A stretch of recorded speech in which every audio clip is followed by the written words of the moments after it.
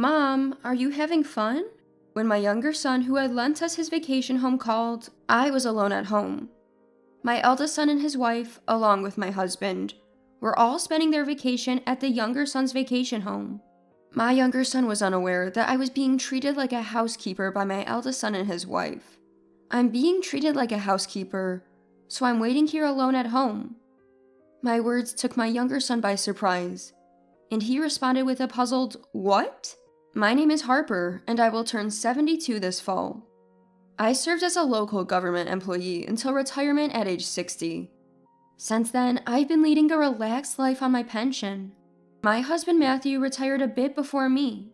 Matthew and I have 2 sons. Our younger son Oliver went to a college out of state and landed a job there as well.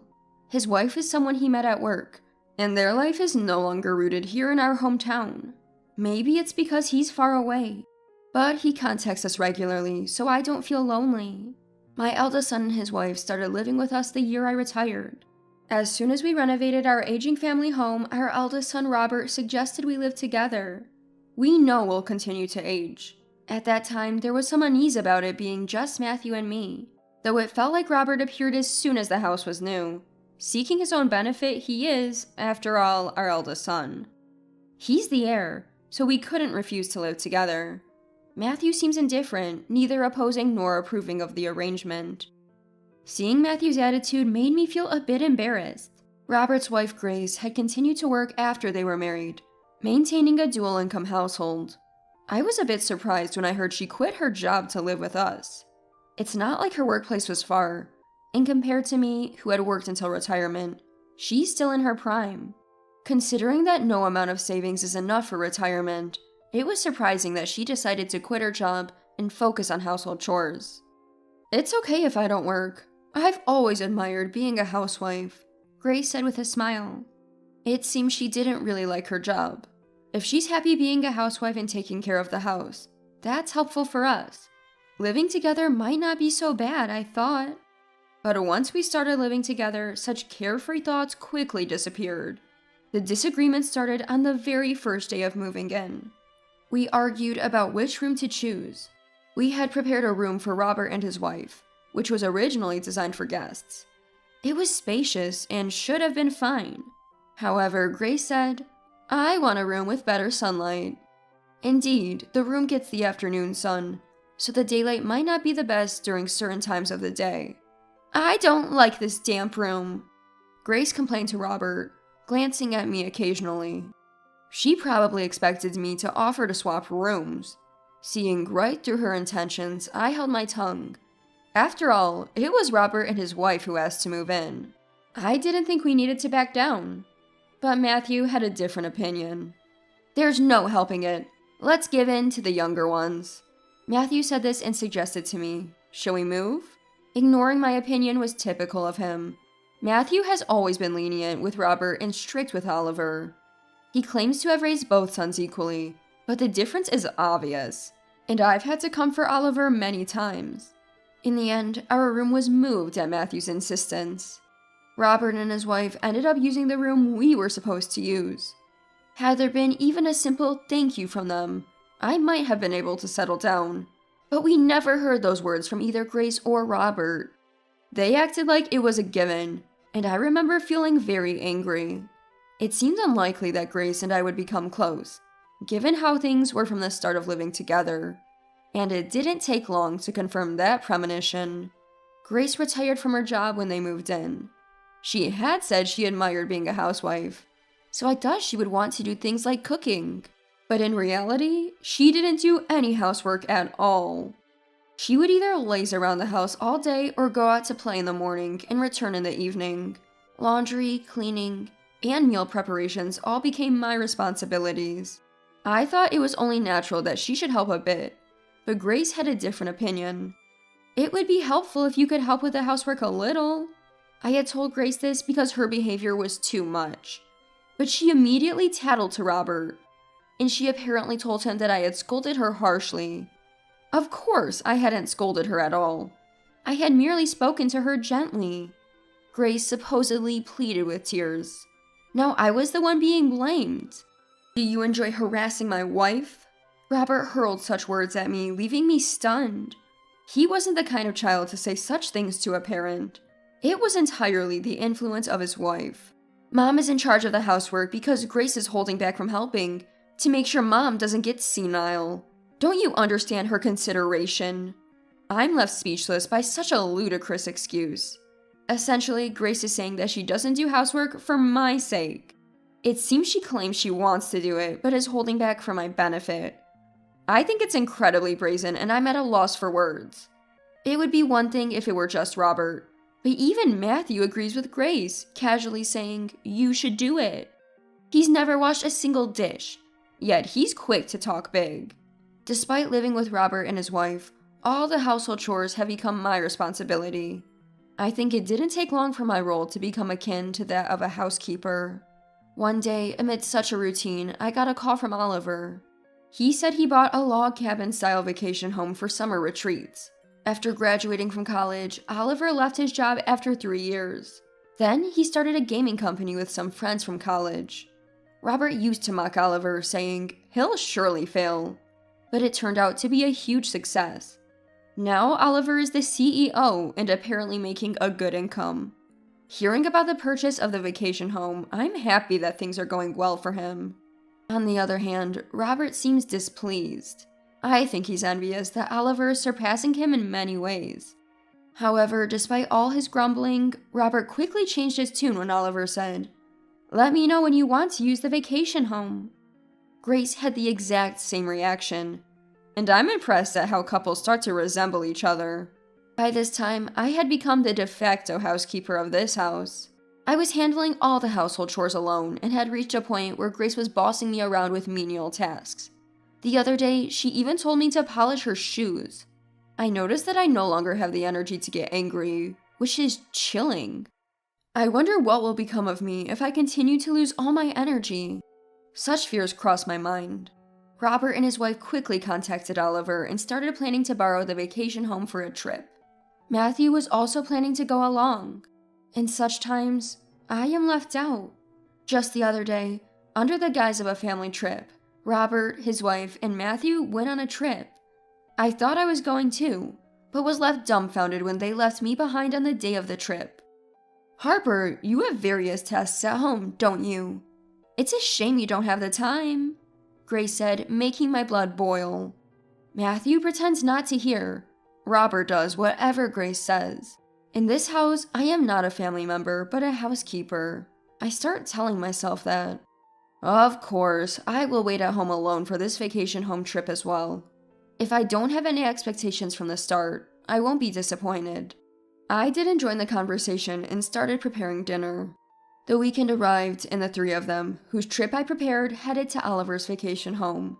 By the way, I was the one who prepared for the trip. The 3 of them did nothing. However, when the 3 of them go on a trip, I get more free time. I'm truly happy about that. I decided to relax on the sofa for the first time in a long time. The next time I woke up, it was already late in the afternoon. Being freed from those 3, I must have been exhausted. I thought about ordering something I like for dinner and picked up my mobile phone.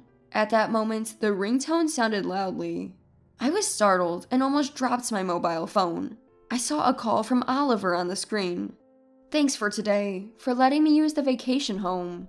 I said this as I answered the phone. I remember that Oliver had bought the vacation home but hadn't used it himself because he was too busy with work. I felt a bit guilty for using it before him. "Don't worry about it. I actually enjoy working," he said cheerfully. Oliver's always bright voice lifted my spirits a bit. It felt like it had been a while since someone had spoken to me so kindly. "Isn't it a nice place?" "Mom, are you enjoying yourself?" Oliver asked, sounding happy. Hearing his voice, I felt like I was on the verge of tears. I didn't want to worry Oliver, but today I couldn't hold back. "I'm the housekeeper, so I'm just waiting at home alone," I said truthfully. The urge to protect Robert and his family, and Matthew, had completely vanished. That's right. In this house, I'm just the housekeeper. All the household chores are my job. I wasn't even taken along on the family vacation. This time too, I'm just waiting here alone. Once I started talking, my feelings of frustration, regret, and sadness spilled out all at once. I think my voice almost sounded like a scream by the end. The emotions I had been holding back poured out, and my sobs echoed in the empty house. What? What do you mean? They left Mom behind? Oliver sounded shocked. He seemed to notice I was crying and quickly said, "I'm on my way," before hanging up. Oliver lived about a 2-hour drive away. But if Oliver said he's coming, he would be here soon. He was always like that. True to his word, Oliver arrived at our family home quickly. The moment he parked in the yard, he rushed through the front door. "Mom, are you okay?" Oliver called out to me as I blankly sat in the living room. Seeing Oliver's face, I felt a sense of relief and tears started to flow. It seemed that Sophia, the wife of my second son, came along as well. She gently draped her coat over my shoulders. "I'll make something warm to eat. I'll take over the kitchen. Please stay with Harper." Sophia said that and disappeared into the kitchen. "What's going on?" "Mom, tell me everything." Prompted by Oliver, I revealed everything about my situation since I started living with Robert's family. As I spoke, I felt a mix of frustration and shame, and I stumbled over my words several times. Each time, Oliver gently told me, "Take your time, calm down." I tried to speak without getting too emotional. Partway through, Sophia, having finished preparing the meal, also sat close, listening with tears in her eyes. When I finished telling everything, Oliver was furious. "I'm so sorry I didn't notice any of this was happening." He apologized repeatedly. Sophia also apologized many times. I can't forget the meal Sophia made for me that day. It had been a long time since I had eaten a meal made by someone else. The dishes were considerate and comforting, with a gentle taste. I was also happy that she remembered my favorite dish, meatloaf. "I'm thinking of teaching my brother a lesson," Oliver said at the dining table. I wanted to break free from this life, so I quietly nodded in agreement. The counterattack against Robert and his wife had begun from this moment. During the night, I packed my bags. When I only packed what truly mattered, my belongings turned out to be surprisingly few. By the end of the night, I had left the house I had lived in for many years. The next day at noon, my cell phone rang. Checking the screen, I saw it was from Robert. As I hesitated whether to answer or not, Sophia probably noticed who was calling. She shook her head and said, "You shouldn't answer it." Feeling it would be tiresome to explain everything to Robert, I decided to ignore the call. Then, Oliver's cell phone rang. Oliver had been out since early morning and had just returned from visiting various places. He sets his phone on the table and answers the call on speaker. He intends for us to hear the conversation with Robert as well. "What's going on? We were kicked out of the vacation home early this morning. What's happening?" Robert's angry voice blared suddenly. In the background, the sound of Grace arguing with someone could be heard. I decided to get rid of the vacation home. Demolition starts today, so you can't use it anymore. You guys should head back home. Oliver casually responded. At this, Robert exploded in rage, hurling insults at Oliver. He criticizes, saying things like it's not a real job, or that being a president isn't a big deal. To top it off, he even suggests billing Oliver for the travel expenses. "Is Dad with you?" To Oliver's question, Robert replied, "Dad went back earlier. He kept saying last night that he should have brought Mom along, and that it would have been better if he had." Hearing Robert's words, I felt relieved knowing that Matthew was somewhat concerned about me. The thought that there were still fragments of conscious and marital affection left made me happy. "Hey, what's happening? Aren't you the CEO? Do something! Our vacation is ruined!" Impatient with the stalemate, Grace interjected into the conversation. Oliver's brows furrowed, revealing his discomfort. "Oh, sister-in-law, long time no see. Aren't you always on vacation? I heard the housewife abandoned her duties, right?" Oliver said mockingly, to which Grace started yelling, "How rude!" She then began cursing Oliver, just like Robert had. Oliver seemed unaffected by anything said to him, remaining calm. As Grace's tirade reached its peak, he abruptly hung up. "Mom, you can stay here as long as you want. I'll contact Dad and have him come here," Oliver said with a smile. "You can't decide something so important on your own. You two should discuss it together." I hurriedly looked at Sophia. Then Sophia smiled and said, "Understood. Let's live together." Oliver mentioned that he was thinking of building a home soon, and considered making it a 2-family house. It was a generous offer, but I wondered what would happen to our family home. When I posed this question to Oliver, he replied with a mischievous grin. "My sibling is going to be so shocked." Oliver, who had been out since early morning, seemed to have set something up and was looking pleased. He probably intends to give Robert and his wife a stern warning by retaliating on my behalf. In the end, I contacted Matthew and asked him to come directly to Oliver's house. I explained that he would be living in this house from now on. Matthew seems pleased, saying, "That's a generous offer," though Matthew thought he was getting along well with Robert and his wife. It seemed that Grace was harassing him behind the scenes. Going on trips together was apparently all a scheme to make Matthew pay. He informed me that Robert and his wife don't pay a dime. Still, for his beloved son, Matthew seemed to have endured it. "We should have talked more with each other," I said. Matthew smiled warily and agreed, saying, "Yeah." Matthew said to Oliver, "I'm counting on you." Oliver, who had always been raised strictly by Matthew, looked a bit surprised, but quickly nodded with joy. In the evening, my mobile phone and Oliver's mobile phone rang simultaneously. I had a call from Grace, and Oliver had a call from Robert. We decided to respond first from my mobile phone after consulting. Just like in the morning, I turned on the speaker and answered. "Hello? What's up?" I tried to keep my cool as I spoke. Grace seemed to dislike my attitude. "What? How can you be so relaxed? Isn't it your job to protect the house? What is this mess? You are useless." Her anger seemed to have peaked. "What happened? What exactly is going on?" "Our house is gone. What is this? It's just an empty lot. There's even a for sale sign." Hearing Grace's scream, I quickly looked at Oliver's face. Oliver had an awkward smile on his face. I see. This is what Oliver had been busy arranging since the morning. Oliver was a child who, once he decided to do something, would do it thoroughly. His methods were so bold that they often surprised adults. Oliver had eliminated a place for Robert and his wife to return to. It seemed that when Robert and his wife came back, the contractors were just leaving. The building was completely gone, with only a bit of the foundation concrete remaining. Their belongings seemed to be piled up in a corner of the yard. The building was indeed in Matthew's name, and it was possible to demolish it with Matthew's permission. But I thought the land was inherited by Robert.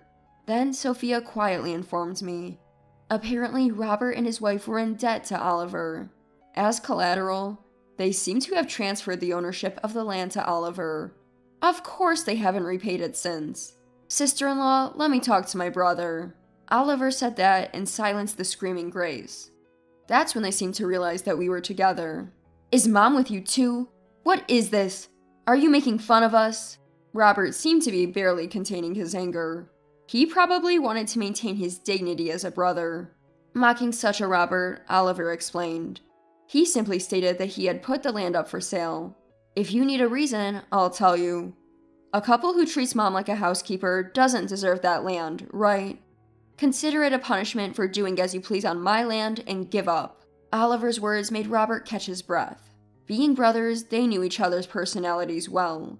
Robert knew all too well that once Oliver made up his mind, he wouldn't back down.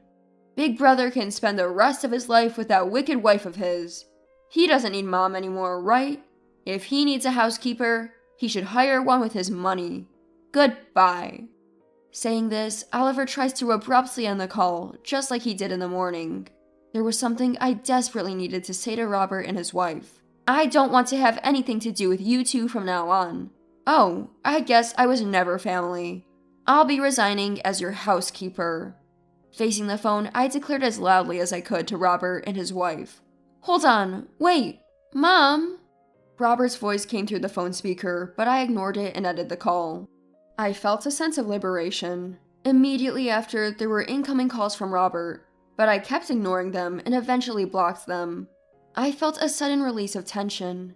"That settles it, Mom," Oliver said with a smile. Later, Robert and his wife came to Oliver's house unannounced. When confronted by Robert about their intentions, Oliver showed him the deed to the land. Oliver stated there was no reason for them to complain, as it was his land, and Robert was checking our expressions. Robert probably didn't want his parents to know that he had lost the land to pay off a debt from his brother. I understood Robert's desire to maintain his dignity, but it's a futile effort, because we know everything. Finally, an infuriated Grace lunged at me. "How dare you? Just a housekeeper." The one who snapped at Grace's words was Sophia. "Get out!" she shouted, pushing Robert and his wife out the front door. We warned Robert and his wife that we would call the police if they caused any more trouble. Reluctantly, Robert and his wife left. In the end, Robert and his wife, having lost their home, seemed to be relying on Grace's sister. Going to Grace's family home was something Robert's pride wouldn't allow. The financially strapped Robert and his wife, who had borrowed money from Oliver, are now unable to rent a place to live. They can't borrow money from Oliver anymore. It seems they are still living uncomfortably. Grace is apparently being treated like a housekeeper at her sister's place, much like I was before, and is feeling bitter. Is this what they call karma? The reason for the debt seems to be Grace's extravagant spending, and their marriage is currently in the worst state. I think divorce is only a matter of time. My husband and I are living in a 2-family home built for us by Oliver and his wife. The interior is thoughtfully designed to accommodate our needs in our old age, making it extremely comfortable. Every evening, Sophia shares some deli food with us, marking a stark contrast from our previous life. Matthew has reverted back to his kind self, cherishing me once again. Finally, we have secured a peaceful retirement, and we couldn't be happier.